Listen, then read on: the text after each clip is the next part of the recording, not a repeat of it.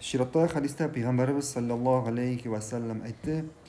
İnner racule le yudriku bi husni hulukihi derecetel qaimi bil leyli zami'i bil havaciri.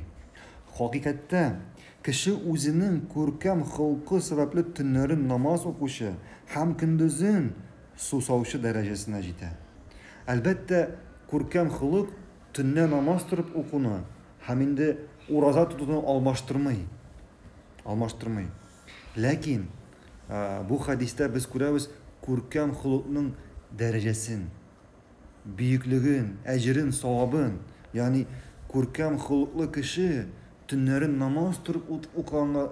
turib namoz o'qiganga teng. Ham endi o'roza tutganga teng. Shularning darajasini, shuning qadri o'zina avr ajr savob oladi. Ham biz bilamiz, o'roza tutuvning nini zo'r ajr savob ekanini.